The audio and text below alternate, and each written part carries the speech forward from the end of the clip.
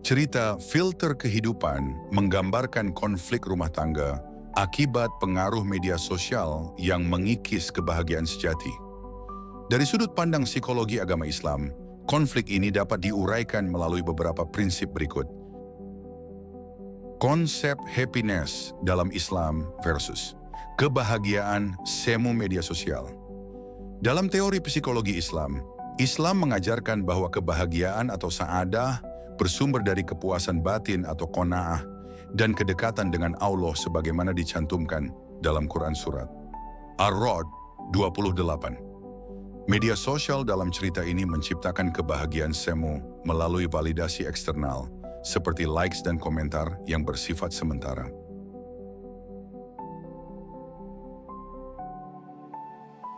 Aplikasi pada tokoh, Dina terjebak dalam gurur, yaitu tipuan dunia karena menganggap gaya hidup Naya sebagai standar kebahagiaan.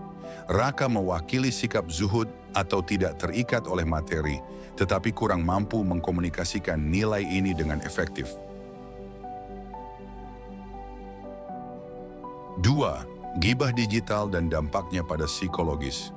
Dalam teori psikologi Islam, Islam melarang ghibah, yaitu membicarakan keburukan orang lain dan riya atau pamer, yang justru menjadi inti dari budaya media sosial, sebagaimana dinyatakan dalam Quran Surat Al-Humazah 1. Dina mengalami stres komparatif karena terus membandingkan hidupnya dengan Naya, padahal Allah mengingatkan melalui Quran Surat An-Nisa 32, yakni, dan janganlah kamu iri hati terhadap karunia yang telah dilebihkan Allah kepada sebagian kamu. Aplikasi pada tokoh, Dina mengalami krisis identitas karena hidupnya terfokus pada pencitraan, bukan hakikat diri. Naya sebagai influencer secara tidak langsung menjadi sumber fitnah, ujian bagi Dina. Ketiga, konflik rumah tangga. Ujian dari Allah atau akibat kelalaian. Dalam teori psikologi Islam, Islam memandang rumah tangga sebagai mawaddah warohmah, yaitu cinta dan kasih sayang sebagaimana dikemukakan dalam Quran Surat Ar-Rum 21. Konflik terjadi ketika prioritas bergeser dari nilai-nilai ketuhanan, hablum minallah, ke nilai-nilai duniawi, hablum minanas. Aplikasi pada tokoh, Dina melupakan peran suami sebagai qawwam, pelindung, dengan menuntut hal di luar kemampuannya. Raka gagal menjadi pemimpin spiritual yang mengingatkan istrinya akan bahaya materialisme. 4. Penyembuhan melalui tazkiyatun nafs, penyucian jiwa. Dalam teori psikologi Islam, solusi Islami untuk masalah seperti ini adalah muhasabah, introspeksi, dan taubat, kembali ke jalan Allah. Aplikasi pada tokoh, Dina mengalami katarsis spiritual saat menyadari kebohongan gaya hidup Naya. Katarsis spiritual adalah istilah yang berarti proses pembersihan atau pemurnian jiwa yang menghasilkan kelegaan batin dan kedekatan spiritual dengan Tuhan atau nilai-nilai luhur.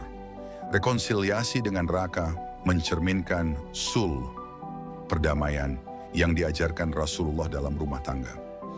Sulh adalah kata dalam bahasa Arab yang berarti perdamaian, rekonsiliasi, atau penyelesaian damai antara dua pihak yang berselisih atau bertikai. 5. Media sosial dalam perspektif Islam, ujian atau sarana dakwah.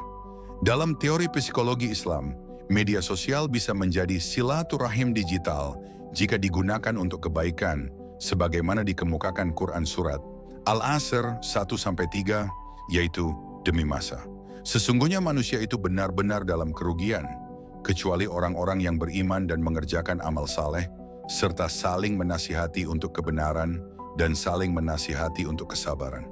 Namun jika dipakai untuk pamer dan iri hati, ia menjadi alat setan, waswasa. Aplikasi pada tokoh. Di akhir cerita, Dina beralih ke konten sederhana yang bermanfaat, sesuai prinsip, sebaik-baik manusia adalah yang paling bermanfaat bagi orang lain. Hadis riwayat Ahmad. Kesimpulan dari tinjauan menurut psikologi agama Islam. 1. Materialisme versus qanaah.